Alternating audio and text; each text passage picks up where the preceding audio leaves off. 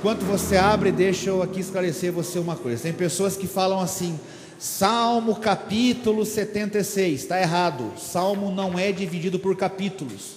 É o único livro da Bíblia que não é dividido por capítulos, é o livro de Salmos.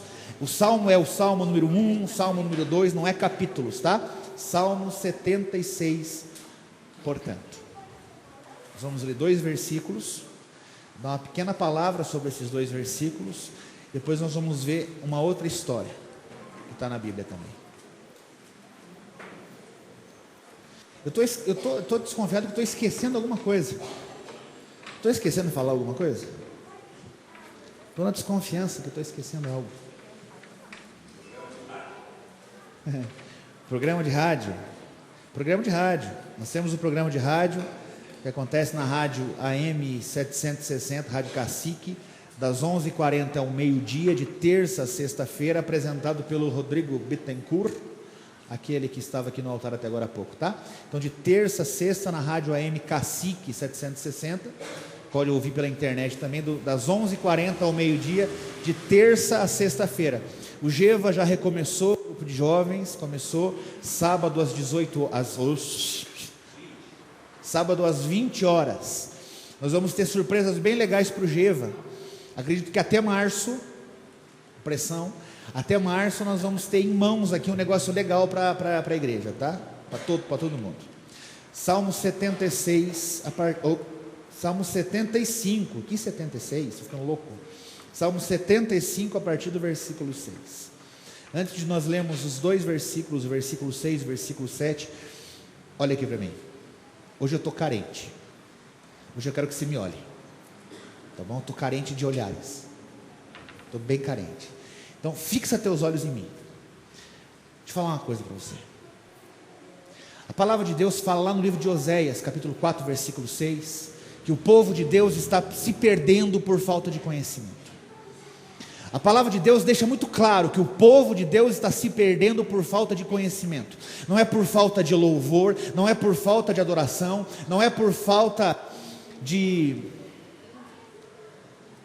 profecia, é por falta de conhecimento. Conhecimento do quê? Daquilo que Deus deixou revelado. E o que foi que Deus deixou revelado? A palavra de Deus. O povo está se perdendo por falta de conhecimento. Não é por falta de profecia, não é por falta de louvor, de adoração. Deus não está falando: o povo não está me adorando como tem que me adorar, o povo não está louvando como tem que louvar, eu não estou dando profecia. Não, Deus não está falando isso. Deus fala que o povo está se perdendo por falta de conhecimento. Ah, pastor, mas isso foi lá em Oséias. Isso foi antes de Cristo. A palavra de Deus, ela é viva, ela é eficaz. O que valia lá, vale para hoje. A reclamação, ou seja, a queixa que Deus fez por meio do profeta Oséias, vale até hoje para a gente. O povo está se perdendo por falta de conhecimento. E sabe qual foi a conclusão que eu tenho chego nos últimos tempos à frente da igreja? Você sabe assim o seguinte: eu posso compartilhar aqui com vocês, e aqueles que têm um cargo na igreja ou em uma igreja, sabe que isso que eu vou falar é verdade. Quando a gente se coloca à disposição para fazer a obra do Senhor, Deus nos dá muita maturidade. A gente começa a perceber coisas que a gente não percebia antes, e a gente começa a perceber qual é o papel relevante da igreja. Qual é o papel relevante da igreja? Para que serve a igreja, afinal de contas?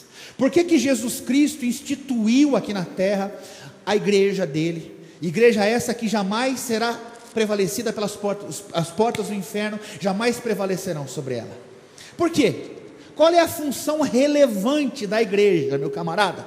Veja, a igreja, ela tem que ser contemporânea. Nós temos que estar cientes que a mensagem é a mesma desde sempre, mas nós temos que ser um povo contemporâneos, inseridos no momento que nós estamos. Nós estamos no século 21, no ano 2015, nós não estamos mais no século 19, nós não estamos mais no início do século 20, nós estamos no século 21, nós temos que ser contemporâneos, nós temos que usar os instrumentos, as ferramentas que esse mundo nos oferece para levarmos a palavra de Deus.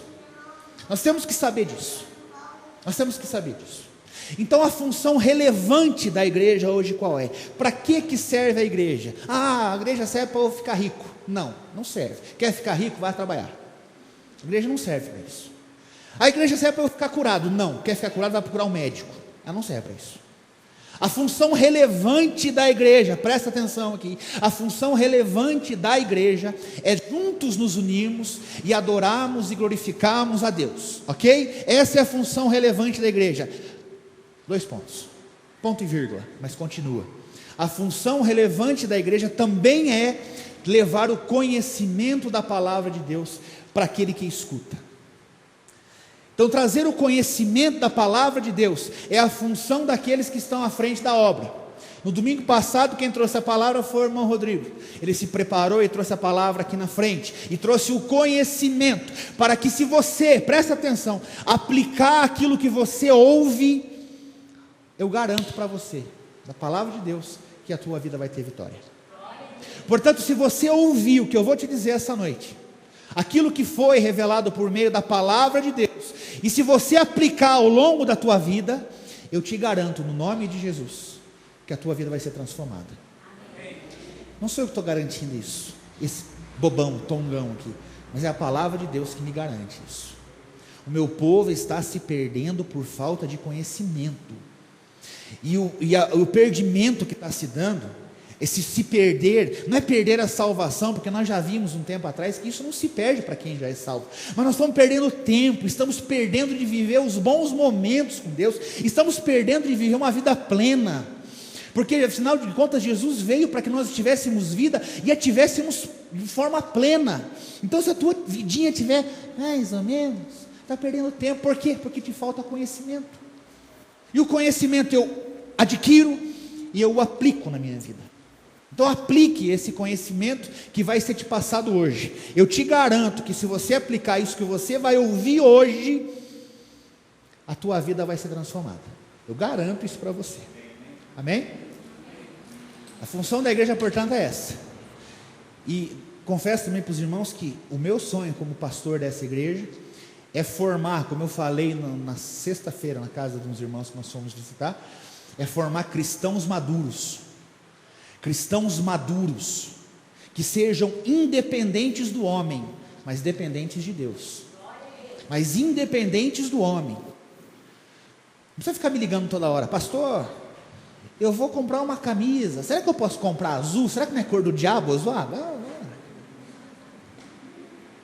Sabe?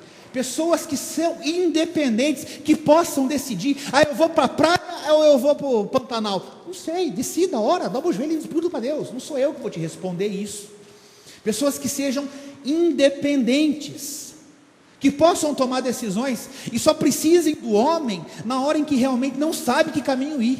Eu preciso de uma luz, uma organização, preciso de uma dica.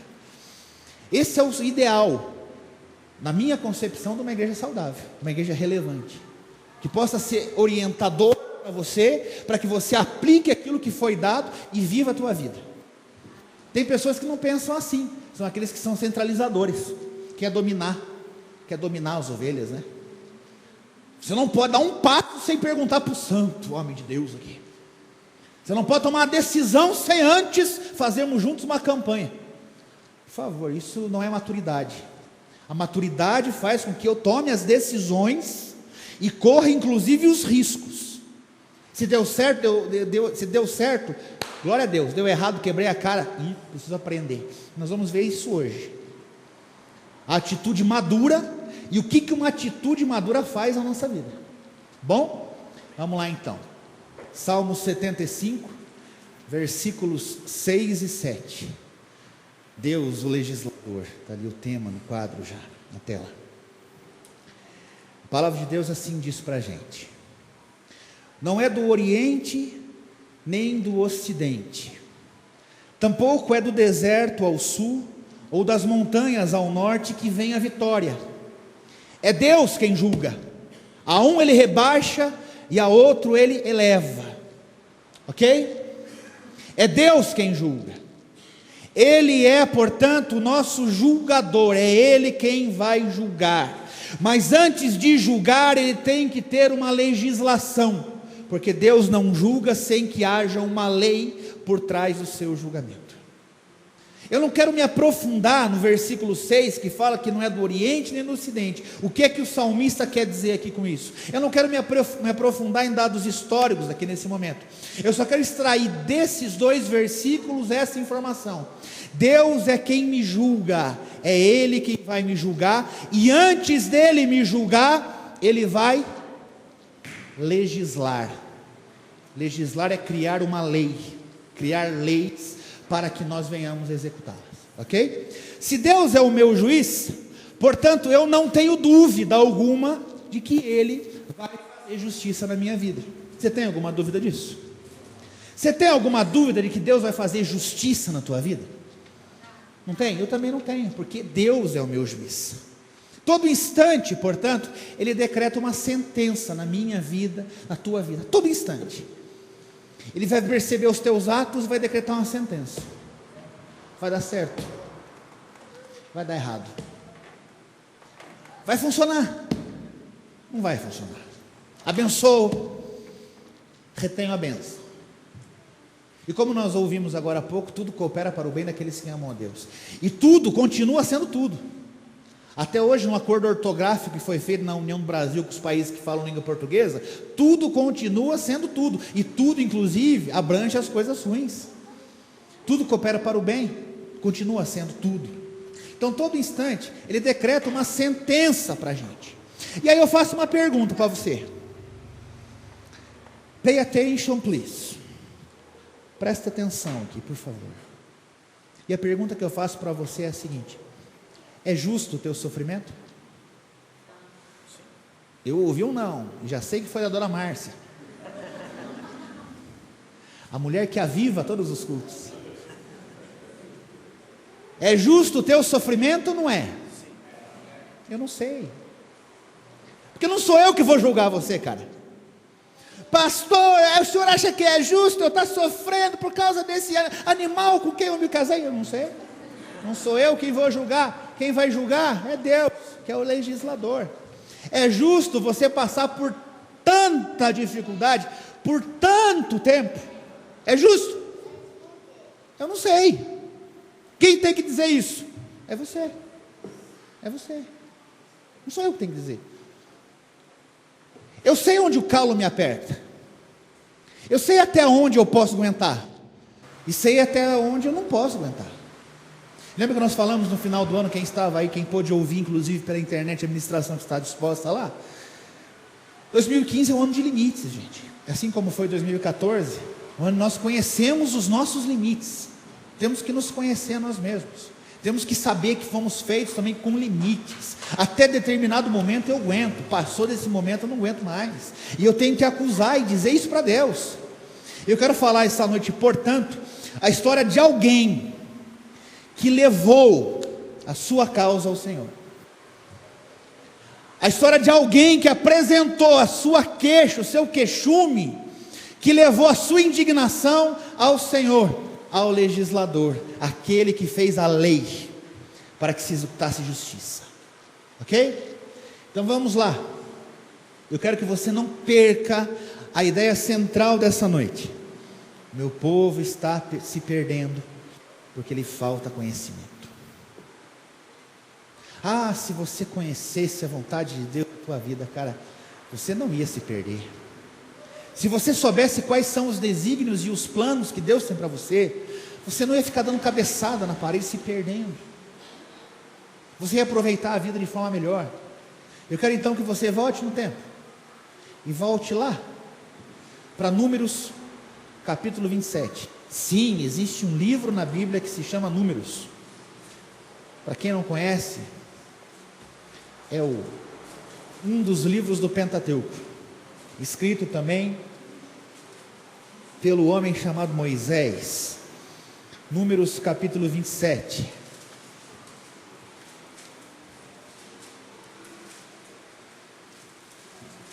Gênesis, Êxodo, Levítico, Números. Depois vem Deuteronômio.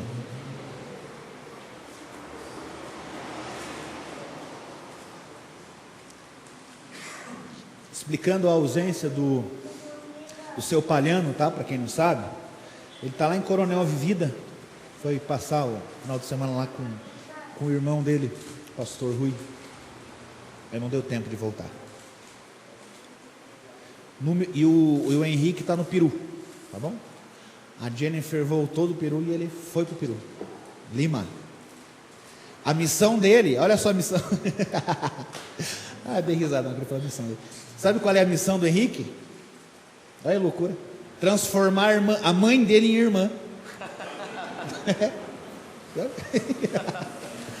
Eu vou lá transformar minha madre e minha irmã, pastor. Foi lá transformar a mãe dele em irmã. Me explica esse negócio. Que coisa esquisita de se entender. Mas você entendeu o que eu quis dizer, né? Está lá ele. Um abraço, irmão. Ele está nos vendo pela internet. Não perca o foco. Meu povo está se perdendo por falta de conhecimento.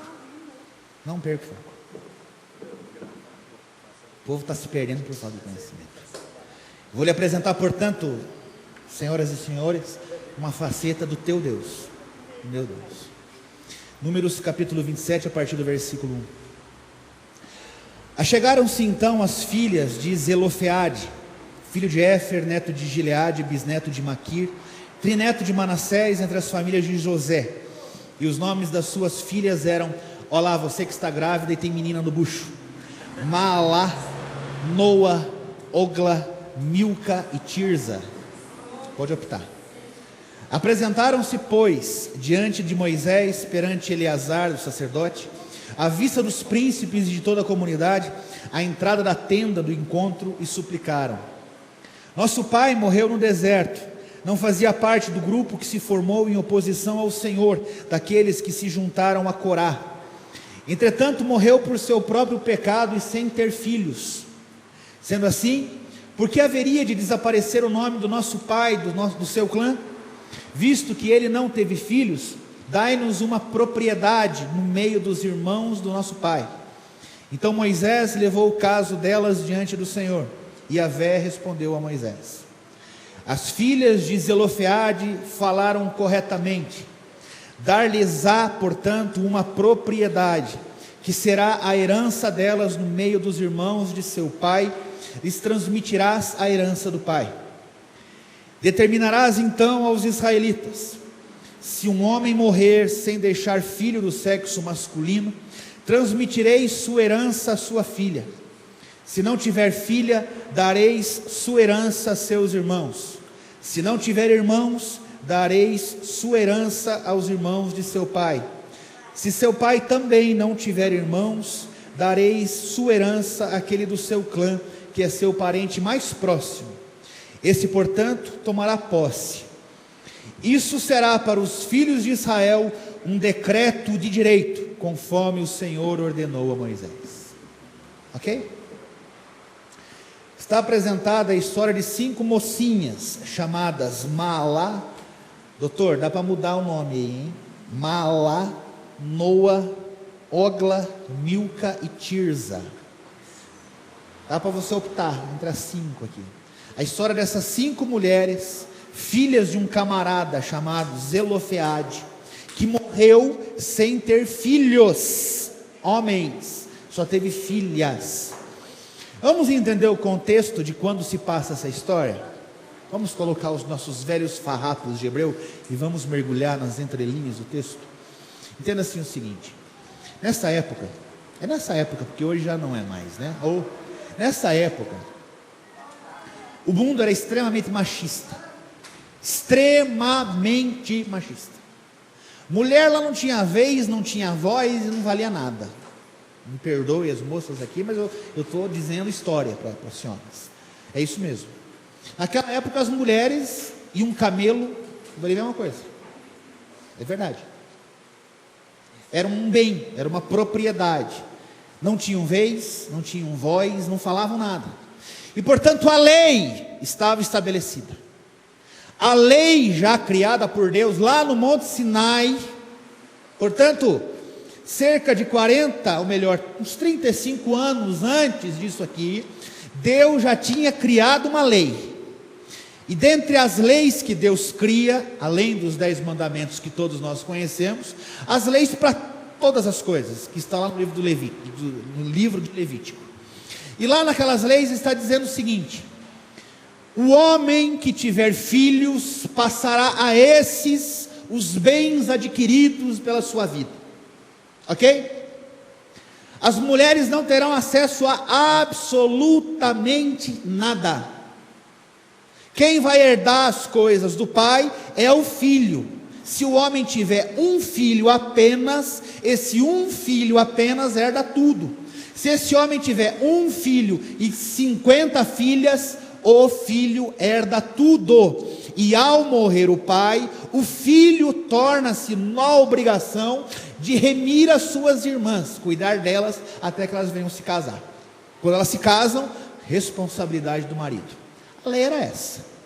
Não havia lá um artigo, um inciso, uma linha, um parágrafo prevendo a possibilidade do homem não ter filhos e ter filhas.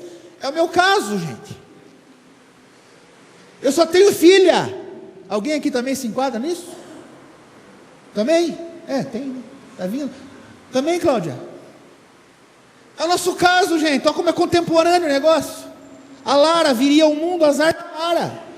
Tudo que o casal construiu, perdeu. Não é dela. Não seria da Marcela, não seria da Giovana. Perdemos. Não existiu uma previsão. E eu lhes pergunto: será que Deus se esqueceu de prever isso? Deus estava meio ocupado quando foi passar ali para Moisés. Ele falou: eu estou jogando aqui um ping-pong com Jesus, que não havia se revelado ao mundo ainda. Escreve aí esses artigos. Gente, Deus é soberano, Ele sabe de todas as coisas. É impossível que Deus não tenha se atentado a isso. Mas se isso deixou passar-se em branco, é porque existe uma grande revelação espiritual para nós aplicarmos na nossa vida. Mulher naquela época não valia nada, a lei já existia. Portanto, essa lei que já existia há mais ou menos 30, 35 anos, não, eu garanto para você, não se tratava de fato novo. Nós estamos aqui, sei lá, eu sou péssimo em química, mas devemos ter uns 70, 80 aqui. É isso? Mais ou menos. Aqui dentro, dos que se revelaram, tem 3 pessoas que só têm filhas, e não tem 4, olha lá. 5, aí, estão se mostrando, estão se revelando. Tem 5 aqui que só têm filhas. Se alguém se revele, porque eu não lembro. Num universo de 70 pessoas, é isso, mas você que é boa de química, Mari, tem umas 70 pessoas aqui, mais ou menos. Num universo de 70 pessoas, 5 se encaixam nesse exemplo. E eu lhes pergunto: no universo de 3 milhões de pessoas, quantos não eram os homens que tiveram somente filhas? Quantos no universo de 3 milhões de pessoas? Porque sim, foi mais ou menos isso que saiu lá do Egito e começou a caminhar em direção à terra prometida, que levou 40 anos. Quantas eram as pessoas que viviam uma situação igualzinha às de Malá, Noá, Oglá, Milca e Tirza? Quantas pessoas? Qual que era o destino dessas meninas? Miséria, porque não tinham irmãos e não tinham parentes, não tinha. A palavra de Deus diz lá no versículo 3, que esse homem, Zilefoade, morreu no deserto, mas ele não fez parte daqueles que se levantaram contra Corá. Não sei se você lembra desse episódio. Lembra desse episódio? Corá se levantou junto com mais alguns homens e se rebelaram pelo fato de ter sido escolhido como sumo sacerdote o irmão de Moisés. Queriam eles ter esse privilégio, e entraram em litígio, em luta, e Deus abre um buraco na terra e engole todos eles. Essas meninas falam: olha, meu pai não se envolveu, meu pai não morreu por causa desse pecado, mas o meu pai morreu por conta do seu próprio pecado. Sabe o que significa isso? Nas entrelinhas: meu pai foi um daqueles que acreditou no relato dos 10 espias, e que morreu no deserto por conta disso. Ela está dizendo isso. Meu pai foi esse, que morreu nisso. Mas ele morreu e não deixou filhos. Só sobrou nós aqui, ó. Eu não tenho um tio, eu não tenho um irmão, eu não tenho um parente de sexo masculino. Somos nós 5 aqui, as 5 cajazeiras. É o que meu pai deixou. Eu lhes pergunto aqui: tinha alguma herança real a ser discutida naquele momento? Tinha uma fazenda, essa aqui é a fazenda. Tinha? Não tinha. Eles estavam ainda para o lado de cá do Jordão. Eles iam invadir a terra prometida. Não existia ainda uma terra constituída para cada um do povo. Eles estavam conversando a respeito disso, quando elas perceberam e falaram: peraí, pelo que eu estou entendendo, então Deus fez uma lei em que nós vamos sobrar. É isso mesmo. Deus promulgou uma lei em que vocês vão sobrar.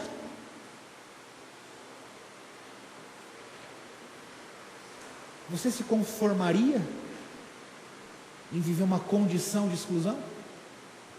Quem é que fica feliz? Quem é que fica feliz quando faz a relação dos convidados para o Natal e esquece teu nome? A Cláudia não fica. Demonstrou que não fica. Eu também não. Quem é que fica feliz quando todos são chamados, mas você não é? Era a situação dessas meninas. Todos ali estavam discutindo. Veja, nós estamos falando num momento, às vésperas de tomar posse da terra prometida. Está todo mundo em polvorosa, porque estão discutindo. A tribo de Manassés vai ficar com a terra ali.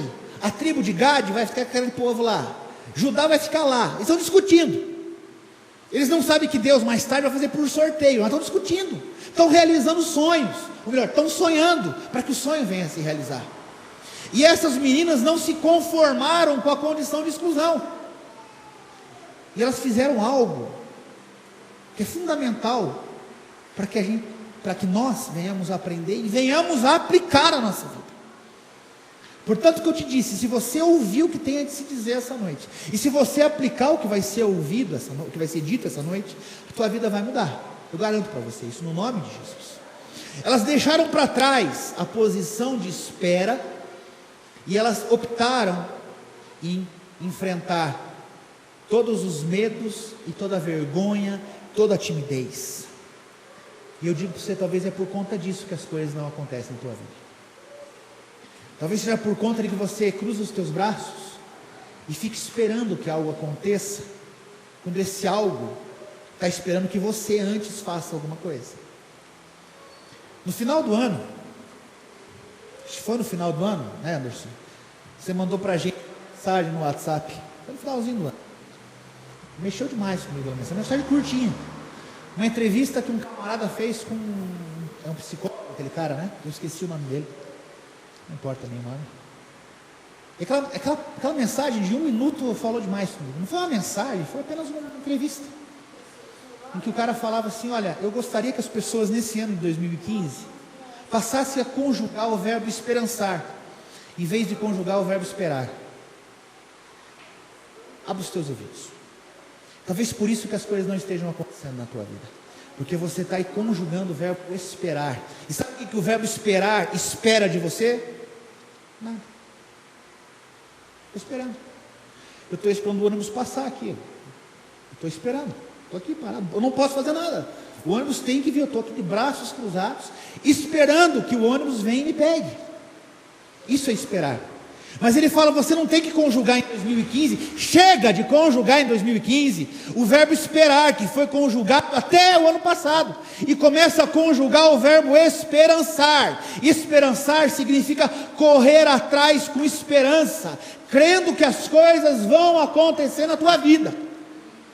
É o que significa o verbo esperançar. Chega de eu ficar como um sujeito passivo da vida, apenas observando, todo mundo se dá bem, e eu de braços cruzados, não fazendo nada, por vergonha, por medo, por timidez.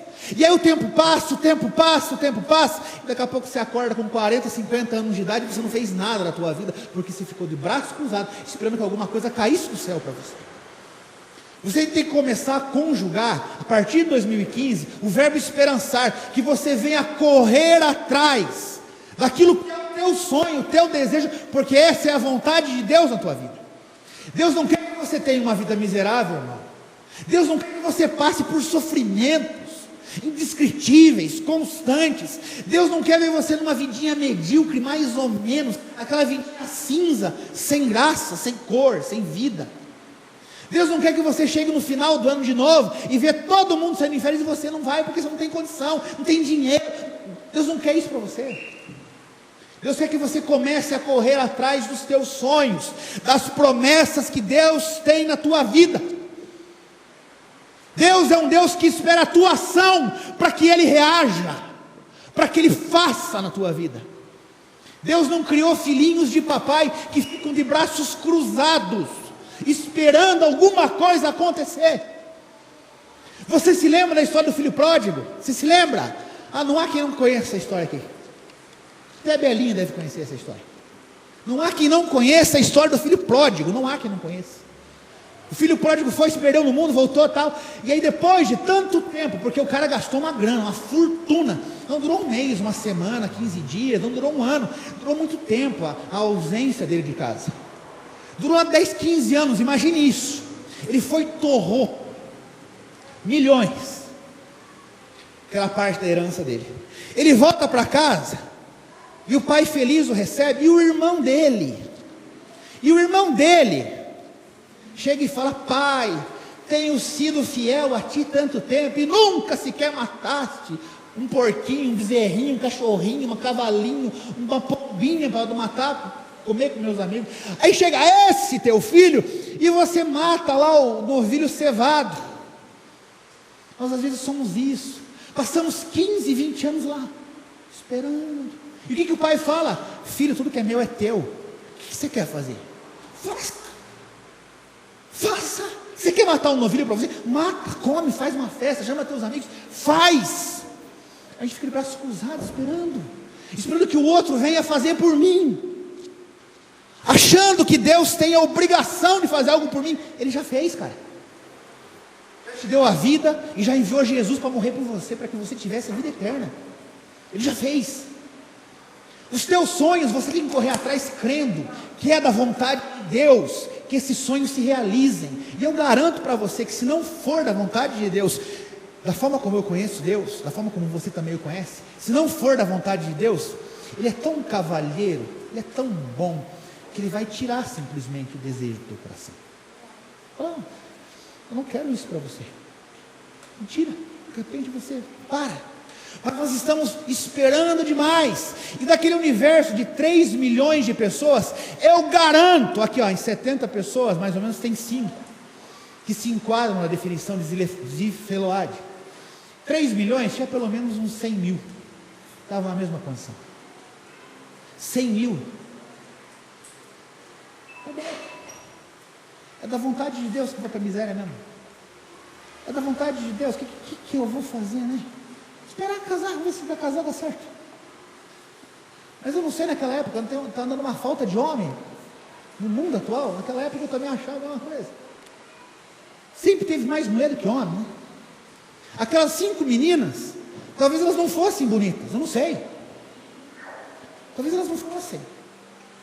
Mas porque elas tinham uma condição que lhes era desfavorável, elas foram atrás, deram a cara a tapa, foram bater e foram enfrentar, sabe quem, cara? Moisés. Pode nos receber, Moisés? E você acha que Moisés andava sozinho por aí?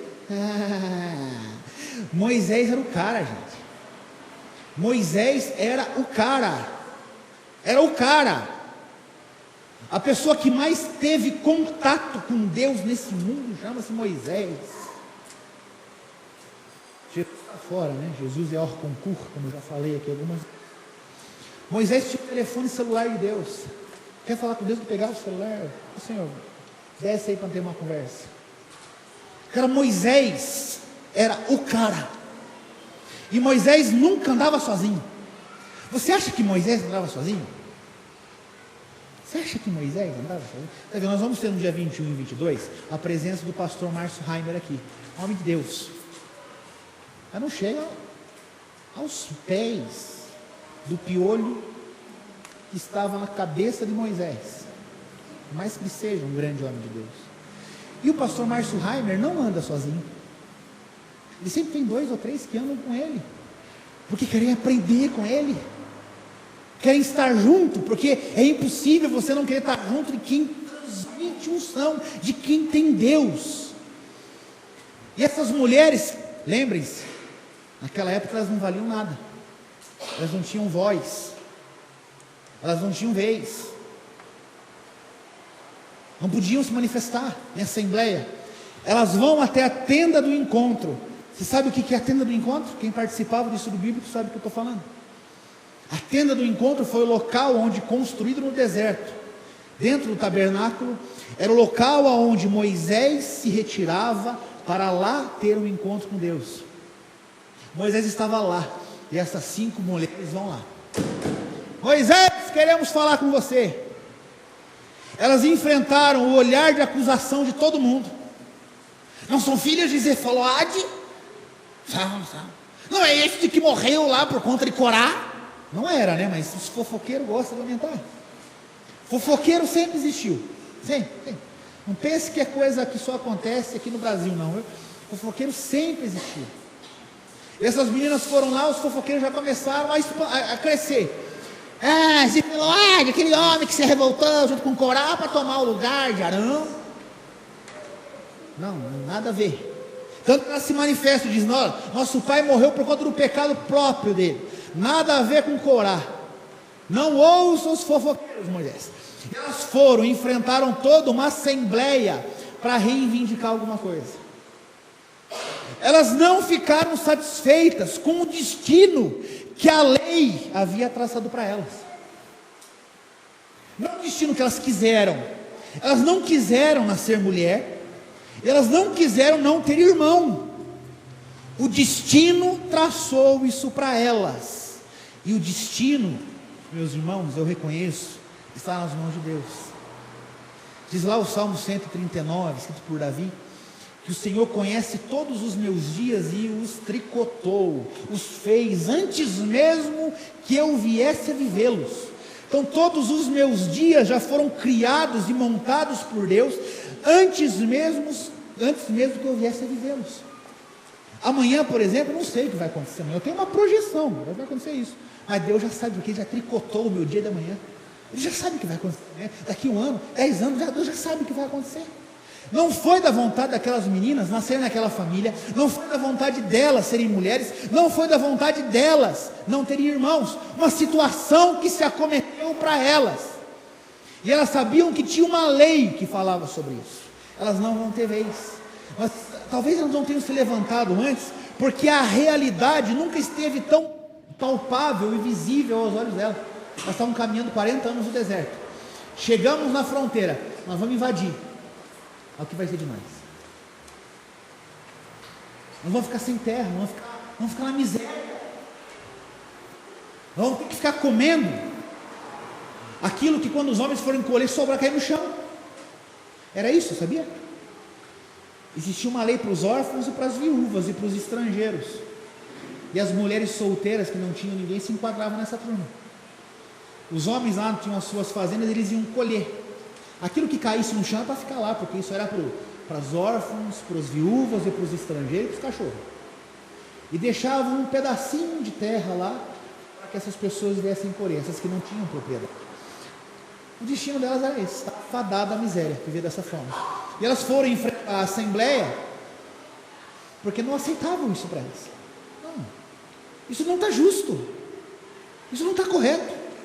Eu vou ter que arcar com uma consequência de algo que eu não fiz.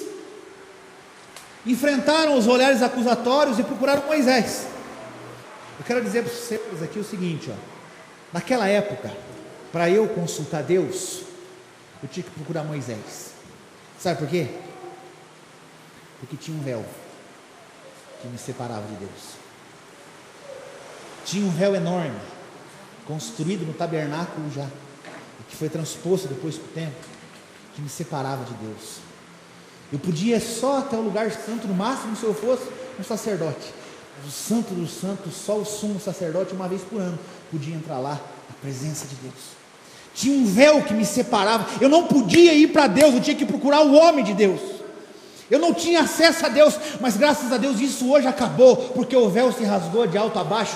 Hoje eu posso falar com o Pai em nome de Jesus. Hoje esse véu não existe mais, eu tenho livre acesso a ele. Eu posso começar a dobrar os meus joelhos e orar e falar: Pai, em nome de Jesus, eu estou na tua presença, ele está me ouvindo. Não há um véu, não há um intermediário, não há um homem que esteja impedindo a minha ida a Deus. Naquela época tinha, era Moisés, porque Deus queria que assim fosse. Procuraram a Moisés e falaram para ele: Moisés, tem uma lei aí que Deus promulgou, o legislador, está tudo ferrado, Moisés. Eu não quero viver na miséria, Moisés. Sabe o que é? Presta atenção para você aqui, que as coisas não estão andando, as coisas estão emperrando na tua vida, não estão acontecendo. Elas chegaram a 5, e as 5 sabiam o que queriam. As 5 sabiam o que queriam. Não chegou a uma lá e disse, não chegou a Tirza lá e disse: ah, mãe, eu quero ser mais bonita, ora para Deus para eu ser bonita. Não chegou lá também a Noa e falou: ah, Moisés, eu quero casar, arrume um homem para mim, Moisés, eu sei que é o bambambam aqui de Israel. Elas sabiam o que elas queriam. As 5 queriam a mesma coisa. Pergunto ao casal aqui, ao casal ali, ao casal acolá, aos casais que estão aqui: os senhores falam a mesma língua? Mão desce, o senhor sabe o que a irmã Terezinha deseja? Irmã Terezinha, a senhora sabe o que seu marido quer? Quais são os sonhos e as vontades? Vocês sabem? Vocês estão falando a mesma língua? Então, quero poupar porque eu quero não sei o que, eu quero gastar. Vocês estão falando a mesma língua? Se vocês não falam a mesma língua, não há acordo. E se não há acordo, Deus vai abençoar? Não vai. Não vai.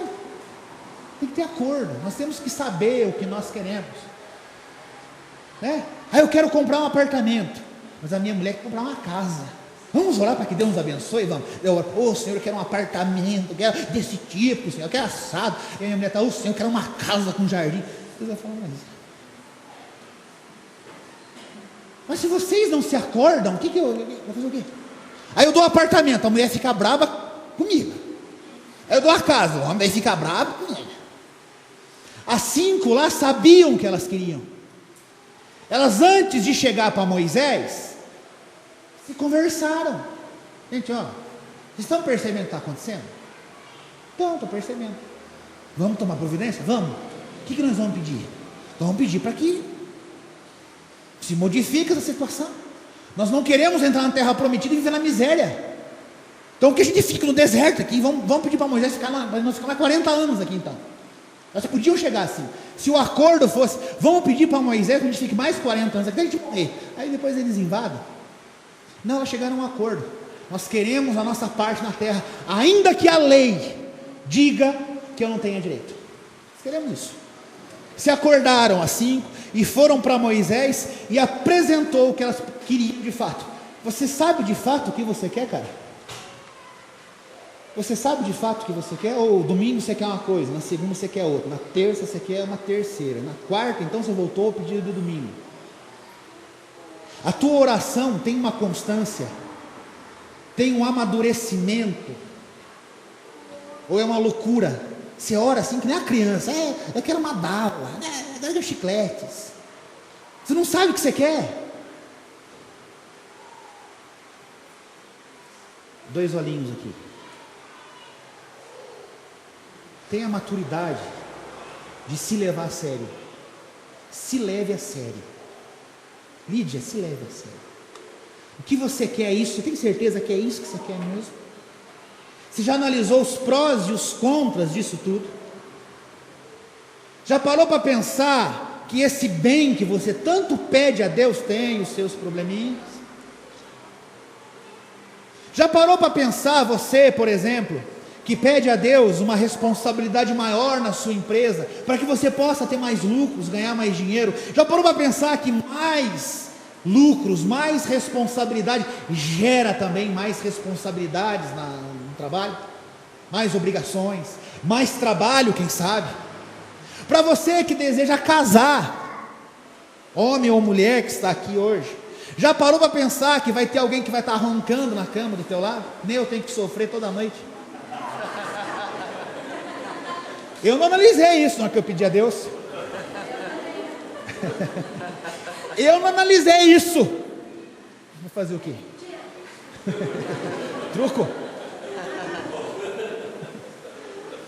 Começa a pensar, começa a levar a sério, gente. Começa a se encarar com mais responsabilidade.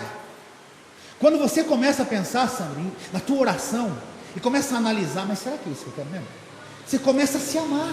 E é isso que Deus quer. Deus quer que você se ame, para você ver se realmente os prós compensam os contras. Porque tudo que é demais, ao mesmo tempo é ruim. Você quer ver uma coisa? Pode até me apedrejar, mas eu vou te dizer. Dinheiro demais é bom? É bom bastante dinheiro? Eu acho que é. Um dia, se eu tiver, eu conto. Mas eu acho que é. Mas ao mesmo tempo é ruim. O cara que tem muito dinheiro fica numa constância. Isso eu já ouvi documentários, porque os caras que têm muito dinheiro eu não conheço eles, né? Os documentários que falam, eles vivem num medo, numa constância, que podem ser sequestrados, que podem falir, quebrar tudo, né? Pode se dar mal na vida. O cara que tem muito dinheiro, ele vive numa outra realidade. Você viu o caso do Ike Batista, por exemplo, né? O cara quebrou, está só com 200 milhões de dólares. E está em depressão, porque ele quebrou. Oh, meu Deus do céu. E porque quebrou. Você quer ver outra coisa? Muita saúde é bom, doutor? É bom? Fale. É bom, é muita. É bom, mas é ruim. É bom. Porque, puxa, ter muita saúde é bom demais. Mas ter muita saúde é ruim, porque eu começo a me achar super dotado, cheio de poderes. Vai ter uma epidemia de ebola, mas deixa comigo que eu vou lá, que eu tenho muita saúde para dar e vender. Eu não encaro, eu encaro tudo. Quem fez faculdade de Direito, que é o nosso caso aqui, Renato também, mas alguns aí que sabem, administração, que eu sei que quem fez, psicologia, Direito, o Anderson também fez, pode ter lido durante a faculdade um livro chamado Ética Nicômaco, de Aristóteles, em que ele falava que a virtude está no meio termo. Porque o cara que não é bom ser muito corajoso, porque o cara que é muito corajoso, ele vai enfrentar o leão, e o leão vem e come ele. Mas ao mesmo tempo não é bom você ser medroso, porque se houve um barulho em casa, você vai acordar a mulher, vai ver que está acontecendo. A virtude está no meio termo. É bom ter coragem, mas é bom ter um pouco de medo também. Não vou enfrentar o leão, mas eu vou lá e mato a barata. Senão fica feio. Essas meninas, elas sabiam o que elas queriam. Elas levavam os seus desejos a sério. Elas não eram infantis nas suas orações. Elas sabiam o que desejavam e elas corriam atrás. É isso que nós queremos, vamos encarar Moisés, vamos ter que enfrentar uma assembleia de homens. Vamos embora. Vamos embora.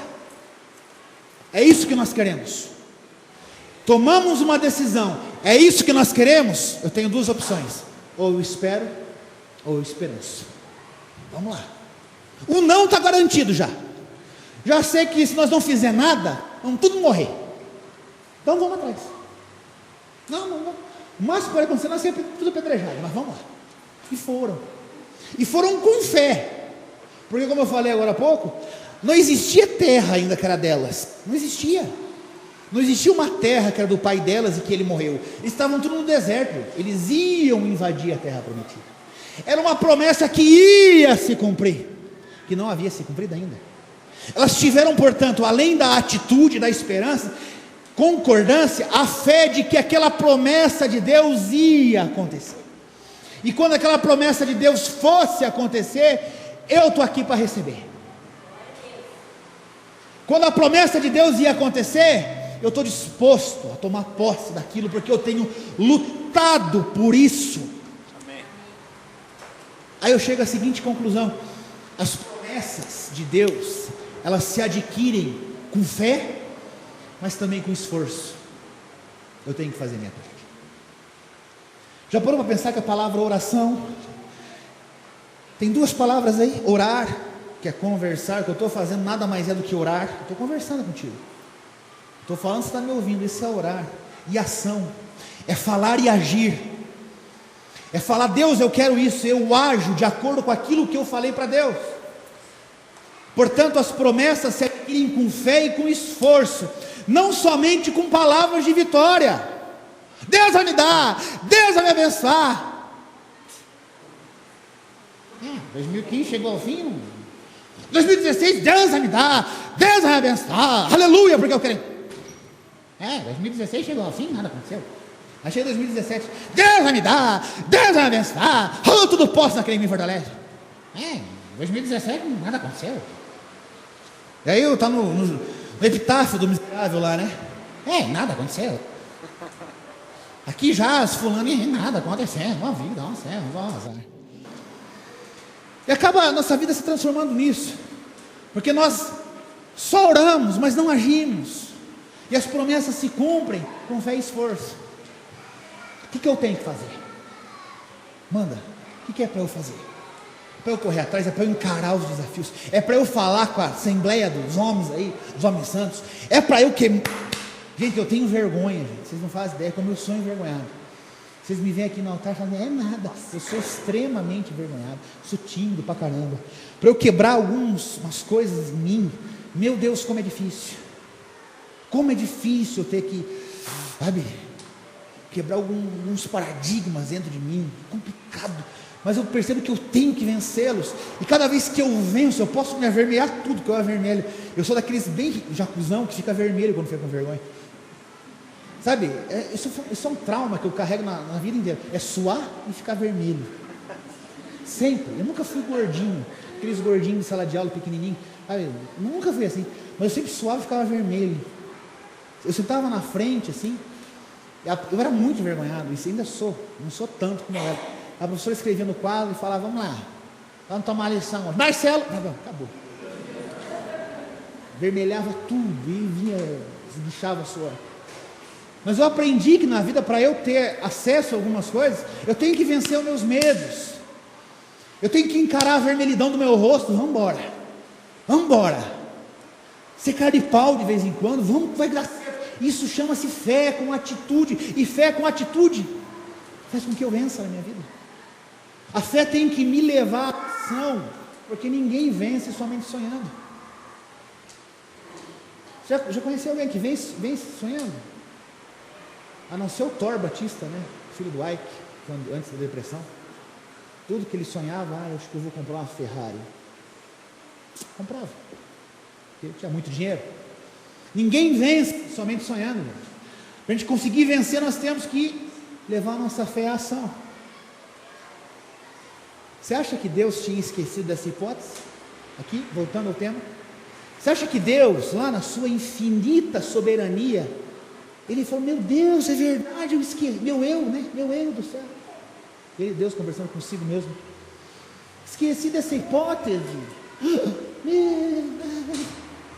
É que eu estava com a cabeça. Você acha que isso é conversa de Deus? Você acha que Deus esqueceu disso?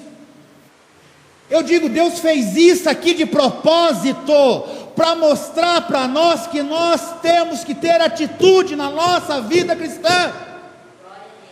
Ter atitude, fazer alguma coisa, sair da nossa zona de conforto, parar de olhar para o nosso umbigo e ir atrás, correr, lutar. As atitudes de Deus esperam antes uma reação nossa, ou melhor, as atitudes de Deus esperam de nós uma reação. Deus fechou a porta para essas meninas, e mais um monte delas que ficaram esperando, porque Deus queria que uma delas reagisse, e reagiu. Uma delas, 5 delas reagiram. A timidez e o medo não venceram. Elas foram, colocaram a cara a tapa, enfrentaram a assembleia. As 5 entraram num acordo, e a lei criou um adendo. A lei foi modificada, porque essas mulheres creram e correram atrás, e Deus legislou a favor delas. A melhor coisa mais maravilhosa do mundo, Deus cria uma lei para beneficiar você, cara. Meu Deus do céu, o que é isso? Simone, eu vou falar um negócio que você falou uma vez para mim, tá? Simone, um dia, ela morou alguns anos nos Estados Unidos. Aí ela voltou para o Brasil, e ela quis voltar para os Estados Unidos passado um tempo, e não pôde, por situações lá, nada ilegal, renovaram o visto. Aí um colega colega, pastor, ai misericórdia, meu povo está se perdendo por falta de conhecimento. O cara falou assim para ela, graças a Deus a Simone é uma pessoa que tem buscado cada vez mais a presença de Deus e o conhecimento. E o colega, pastor, disse para ela o seguinte, assim diz o Senhor, meu Deus, eu te farei voltar para aquele país, ainda que seja por meio da ilegalidade. Cara, eu não sei que Deus que apresentaram para esse homem, mas não é esse aqui não. Você acha que Deus vai contra ele mesmo?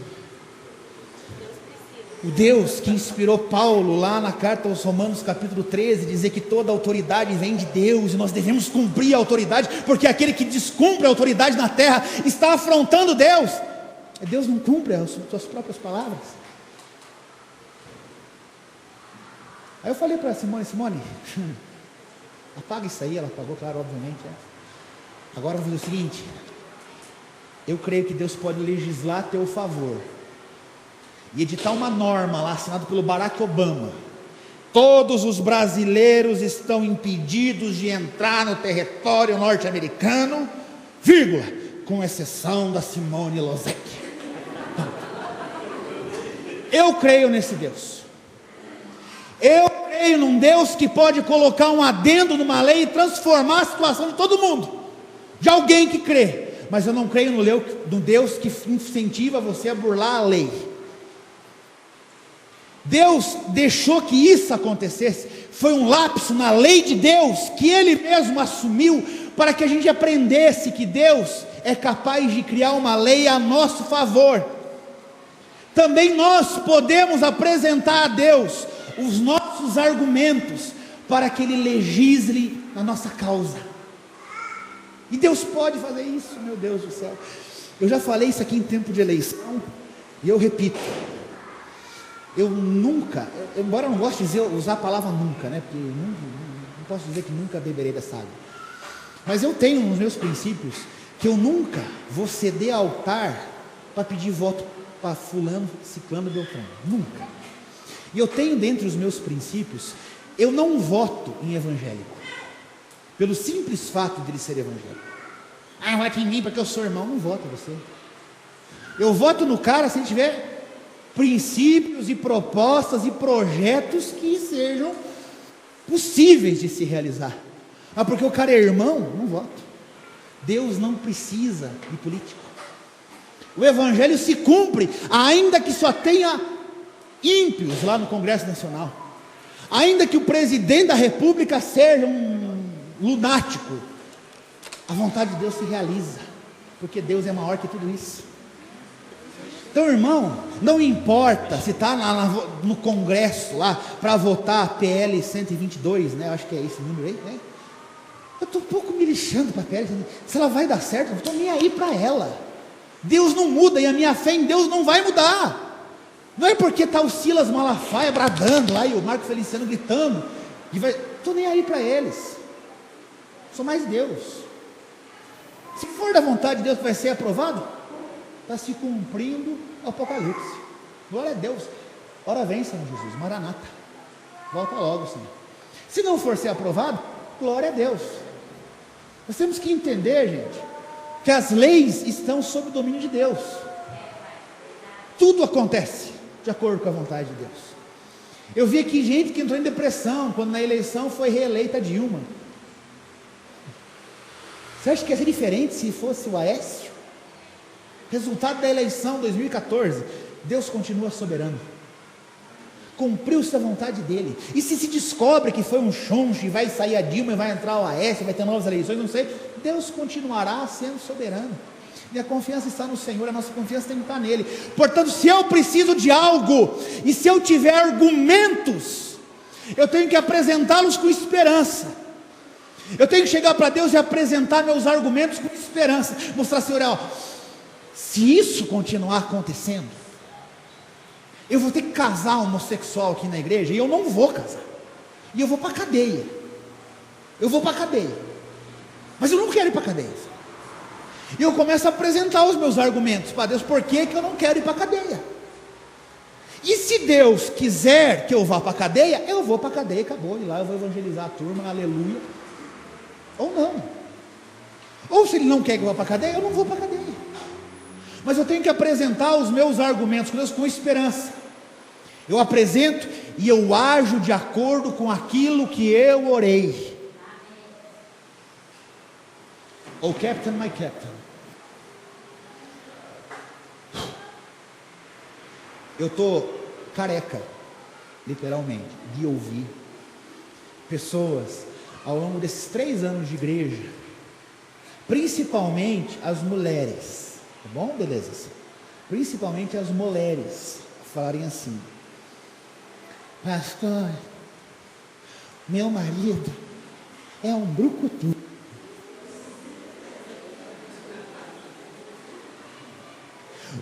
Não, tem muitas exceções aqui dentro, graças a Deus. Mas eu já ouvi de pessoas. Olha aqui. Eu já ouvi de pessoas isso, e eu dei para elas a seguinte resposta. Eu acho que por isso que ela saiu da igreja. Foi a seguinte: pastor, o meu marido, ele é um brucutu. Ele me bate, ele é violento comigo. Então, então tá. Então vamos fazer o seguinte, irmão, vamos orar pelo marido? Vamos pegar a semana inteira, vamos catar um fogo, vamos orar mesmo, pegar um pesadão aqui. E vamos começar a profetizar que ele é uma benção. Vamos fazer isso. Aí encerramos de segunda a sexta e vamos orar. Ô Senhor, nós declaramos aqui que a Tamagilda é uma benção. Nós declaramos aqui que o Mustafa é um homem de Deus. E começa a falar isso, e declarar isso com convicção. E a pessoa sai da igreja rodopiando na alegria, na esperança, na fé. Chega em casa, aí o Atanagildo, espero que não tenha nenhum aqui, Atanagildo, pega e levanta aquela sua mão pesada. Ou então, o Atanagildo, que é mais comum, né? Isso da violência física, graças a Deus não vi, mas violência verbal. Vai que você estava, mulher? Posso que estava lá na igreja de novo? Com você não tem jeito, porque você é um vagabundo, porque você... Jogou tudo por água abaixo, a semana inteira profetizando bênção. Porque na primeira oportunidade de se calar, profetiza a maldição. Eu estou careca de ver situações assim. É uma pessoa quando está orando, a Tanagilda é uma benção, a Tanagilda é benção, a Tanagilda é benção, mas chega em casa, você é uma maldição. Fala para Deus que é uma benção, mas fala para ele que é uma maldição. Cadê o acordo aí? Cadê o acordo? Ou é benção ou é maldição? O que você quer que ele seja? Então começa a profetizar isso, por mais que ele esteja sendo um brucutu contigo. Começa a agir em acordo com o que você ora, cara. Começa a agir em acordo com o que você ora. Ai, Senhor, eu quero prosperar na vida financeira. Puxa, todo mundo quer. E quem não quer é mentiroso, né? Que todo mundo quer prosperar na vida financeira. Quem que não quer poder quitar as suas dívidas? Quem que não quer chegar no final do ano, poder levar a família para viajar? Vamos para onde? Estou pensando em ir para as Ilhas Maldivas. Vamos embora. Quem que não quer viver o bom da vida? Quem que não quer viver numa boa casa? Ai não, pastor, meu sonho é viver de aluguel o resto da vida. Meu sonho. Eu tinha um amigo, eu não sei se ele falava aquilo brincando ou se ele falava a verdade. Eu desconfio que ele falava a verdade. Ele falava assim, o nome dele era André, inclusive, né, viu? Falava assim: Marcelo, olha, jogava na loteria. Na época, eu acho que nem era Mega Sena, na época era, sei lá o nome do jogo. Quando eu ganhar na Sena, mas eu vou fazer questão de ir lá na imobiliária pagar 50 anos de aluguel adiantado.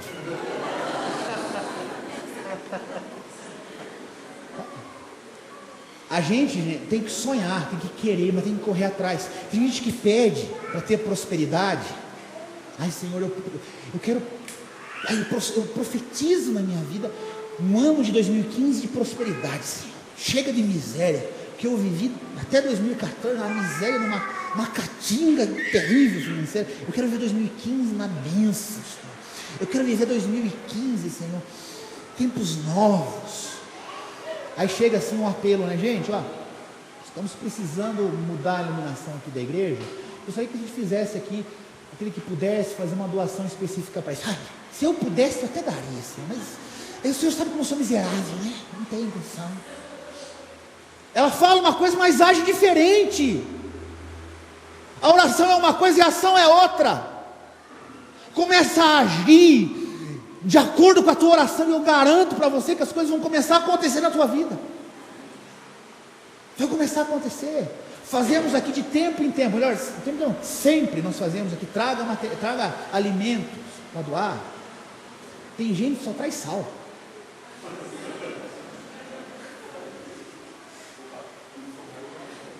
Não, você vai errar. Sal. Só come sal na tua casa, cara.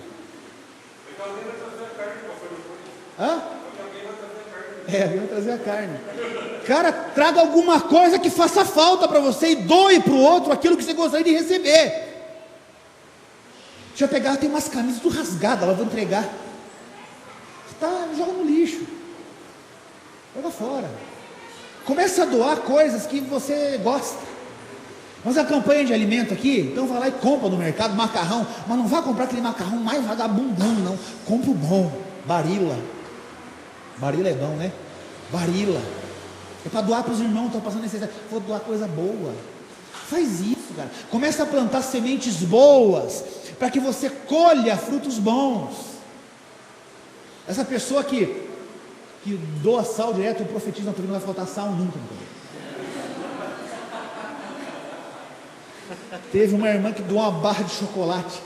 Você não sabe a tentação que me era todo dia enfrentar aquilo lá. Você não sabia. E não sei por que cargas d'água, estava na cozinha lá. Jesus amado, eu ia para a cozinha toda, ai Senhor, até que levaram embora, graças a Deus. Eu profetizo na tua vida, não vai faltar chocolate. Mas nós temos, gente, que agir dessa forma. Nós temos que agir com fé e também com nossas ações, atitudes. Apresente a Deus os teus argumentos, apresente a Ele com esperança, provoque em Deus uma reação dEle para você. Provoque Deus, provoque uma reação, Deus criou uma lei nova que favoreceu não somente as 5 filhas de Zeloade, mas favoreceu as outras que ficaram de braços cruzados, e favoreceu inclusive aquelas que vieram depois delas, porque diz a palavra de Deus que a partir daquele momento tratava-se de um decreto de direito, ou seja, mudou-se a lei por causa dela. Lute pelo que é seu, lute pela sua herança, lute pela promessa que Deus tem para você, e diga para Deus se tem interesse naquela promessa. Mostre com as tuas atitudes que você tem interesse na promessa de Deus. Eu sei que você tem promessa de Deus, eu conheço promessa de quase todos, né? Nós oramos, conheço. Nos momentos de dificuldade, é o momento que nós mostramos que existe muito vigor dentro da gente, né? Você quer ver alguém que está numa situação de desespero, mostrar que tem força dentro de si ainda? Alguém assistiu aquele filme chamado O Impossível? A história do tsunami de 2004 lá na Indonésia. É muito legal esse filme. Mostra lá uma história real de um casal com 2 filhos, que a tsunami levou e separou eles lá. E o que essa mulher fez para poder reencontrar todos eles? Meu Deus do céu! Toda quebrada, destruída, na situação caótica, teve força para se levantar, teve esperança para ir atrás, orou a Deus que os meus filhos e meu marido estejam vivos, e foi atrás de buscá-los e os encontrou. Isso resume o que nós temos que fazer com a nossa vida.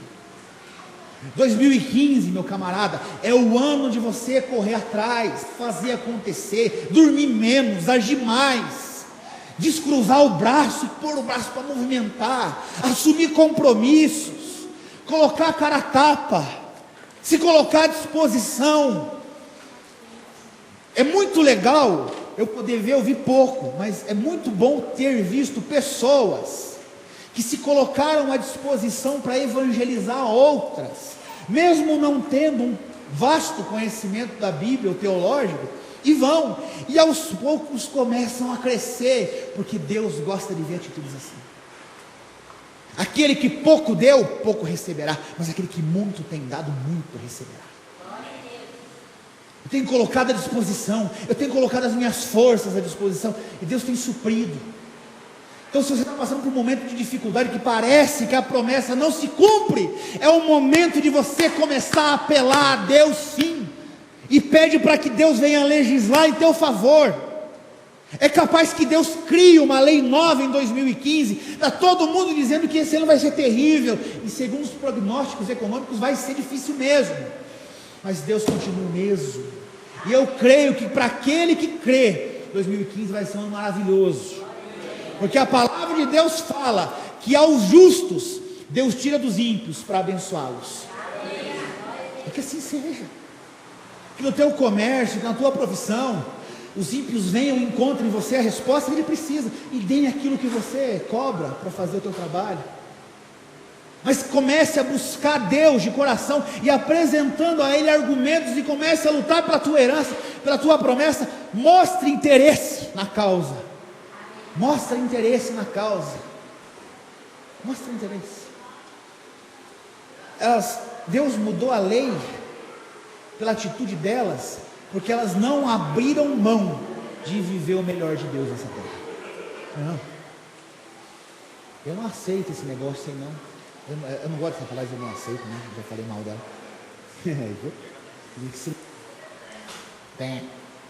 Mas assim, não tem como eu ficar quieto, sabendo que a minha família vai à ruína. Eu tenho que tomar uma atitude. Elas correram atrás, em busca de viver o melhor de Deus. E o Salmo 84, você não precisa abrir ele, versículo 11, ele fala assim: Deus não recusa bem algum aos que vivem com integridade. O que está precisando? Deus não recusa bem algum. O que está precisando? O que? Quanto? Deus não recusa nada para quem vive com integridade. Agora, se eu não ajo com expectativa na promessa, eu não estou sendo íntegro, não estou sendo inteiro, não estou sendo fiel. Não aceite que os outros venham dizer para você que tem que ser assim. Não aceite isso dos outros. Não, viver o melhor de Deus nessa terra. Eu quero viver uma vida plena. Eu não quero viver uma vida miserável aqui na terra. Quero viver uma vida com satisfação, com alegria. Eu quero poder honrar os meus compromissos. Eu quero poder ver as coisas acontecerem. Eu quero poder ver minha família salva. Eu quero poder ver meus filhos satisfeitos. Eu quero poder ver meus filhos estudando nas melhores escolas, tendo acesso às melhores universidades. Eu quero poder proporcionar a eles o melhor. Aquilo que eu não tive, eu quero poder proporcionar a eles, mas eu vou atrás. Hebreus capítulo 11, versículo 6, fala de um versículo chavão aqui para nós, né? O Sandro até cantou aqui: rompendo em fé. Ora, sem fé é impossível agradar a Deus. Assim, todos nós conhecemos ele. Ora, se sem fé é impossível agradar a Deus, quanto mais sem fé é impossível provocar uma reação dele a nosso favor. A impressão que se me dá é que toda vez que eu fico de braço cruzado, Deus também fica. A impressão que me dá é que toda vez que eu deixo para que as coisas aconteçam amanhã, deixa para a semana que vem, Deus fala: então tá bom, fica para a semana que vem. Porque se nós conhecêssemos o poder que há na nossa palavra, nós começaríamos a profetizar bênçãos na nossa vida e correríamos atrás dos nossos sonhos, e os nossos sonhos viriam até nós.